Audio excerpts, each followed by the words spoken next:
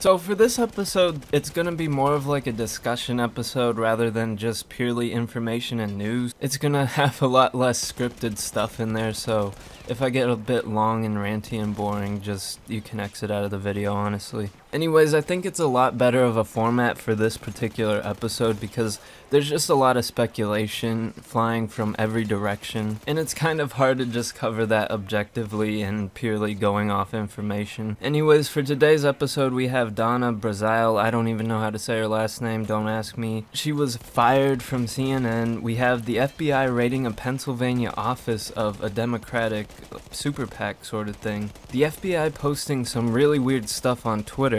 What looks to be an internal power struggle within the government agencies, and the big question of what exactly is on Huma's laptop. So unless you've been living under a rock, you already know that Donna Brazile has been fired from CNN. And this was because she leaked debate questions to Hillary Clinton's campaign, which I think is just completely ridiculous. You have the deputy DNC chair actually leaking debate questions. I mean, that it just invalidates all integrity. It looks so bad because it really is bad at the end of the day. Debates are supposed to be about learning what your candidate thinks in relation to the opposing candidate. So when she was up there with Bernie, she had a forewarning of at least these two questions. And if I had to bet money, I would bet that she had the answer, not the answers, but the questions to more of the debate question. It's just that she only got caught getting these two. Anyways, this is the second time this has happened. The first time she got this question in advance from CNN, I guess, and it was about the death penalty. Now it's a question about the Flint water crisis. And what I don't understand is, where is the outrage? I mean, she got fired from CNN, but she's still the chair of the DNC. And the chair of the DNC has been very partisan, well, not even partisan, because it's within her own party. This wasn't the Trump versus Clinton debates, it was the Bernie versus Clinton debates. So you had this woman leaking these questions to Hillary Clinton's campaign to try to kind of give her a one-up over Bernie. So the corruption literally goes all the way to the top, which is why no one even gets punished for it unless it's some outside entity like CNN. I just think they sort of lost whatever dignity and image of being not corrupt that they had with this right here. Anyways, for the next story, we have the FBI doing a raid on this Pennsylvania office over alleged voter fraud. And this is not the first time this company has been raided. It's been raided in 2008 and 2012. If you want to check that out, the links are in the description. I just thought it was kind of important to put it in there because election fraud is a very real thing. Like, people think, oh, it never happens, but it happens every election. Both parties do it. It's just so, it's a bad thing to do. Don't do it. That's all I have to say about that. Anyways, it looks like the FBI's Twitter is just going weird today. They've been posting a lot of Hillary Clinton related stuff to the Clinton Foundation, and people are saying that this is because of an FBI internal struggle. People are saying like the FBI is trying to warn us about Hillary Clinton or something. I mean, they're just posting all sorts of stuff about Hillary Clinton's... they're just posting all sorts of stuff about her foundation, and they even posted a lot of stuff about Bill Clinton's pardon of Mark Rich, which was a big thing back in the day. A lot of people were actually mad about that because... If you don't know, Bill Clinton on his last day of office pardoned Mark Rich, which was on the FBI's top 10 most wanted list. And people are saying the FBI is still kind of mad about that, which I can understand. I mean, it was a really shady thing to do, but it was on his last day of office, so he didn't really face any repercussions about that. Anyways, if you want to look more into that, you can go on this website. It's the Donald Trump Reddit. One of the users took the time to organize all that information, and it might sound like I'm trying to go over that quickly to downplay it maybe, but it's not, because it's a really big thing. The thing is that this sort of happened right as I was making this episode, so I didn't really know what to put into it yet. But there's a lot of good stuff in there. I mean, I would really recommend going and checking that out. It shows that, of course, they've lied about a ton of things. They have a bunch of contradictions within their statements and investigations, interviews, all that stuff. Now, this was the main focus of this episode, I guess, because this was before the FBI started acting all weird. And that's the big question of what exactly is on Huma's laptop. We know for certain that it pertains to the Clinton email investigation because that's what the FBI told us.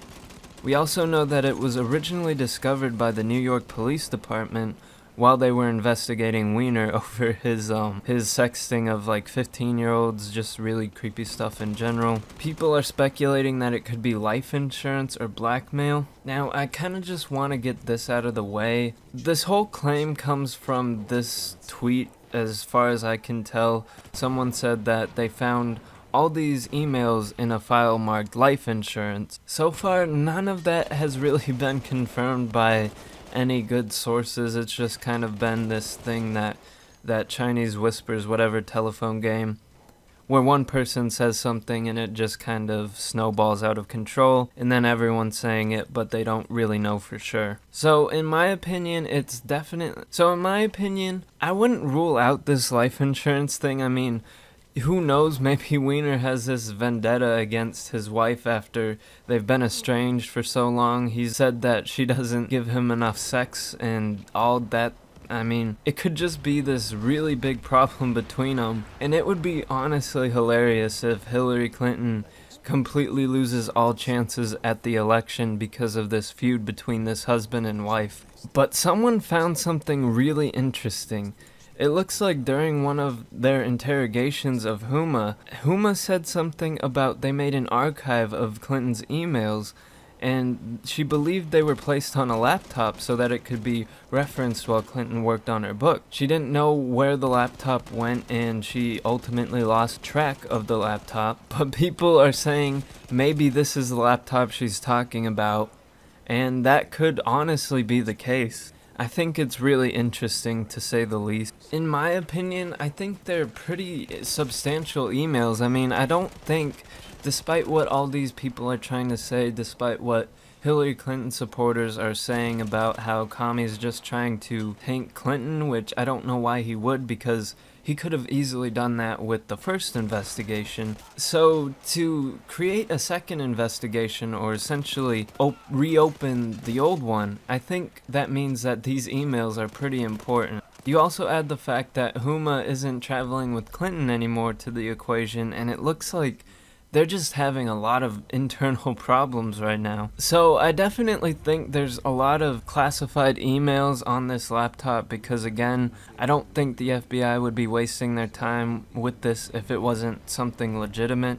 I also think there's two ways that these emails got on the laptop in the first place. Either Weiner is like really out for revenge, so he like backed all these up so he could blackmail either Huma or Clinton or something, or they're just on there by accident, like through some sync feature that they just forgot about entirely. Either of those would be pretty funny to watch unfold for the Clinton campaign.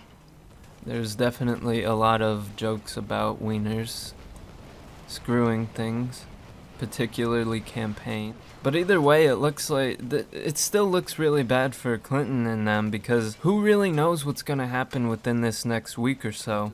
I mean, all it really takes is one or two emails with something really damning on them to completely throw this election, all her chances out the window for this election. Anyways, that's all I got. I'm gonna apologize for, I guess, the lack of substance in this news episode and recent ones. I've just been pretty busy with stuff. Also, there's not that much news out there that isn't already being covered, so there's not much that I can talk about with you guys. If you guys have any more information or comments. Now which way do we go is the question to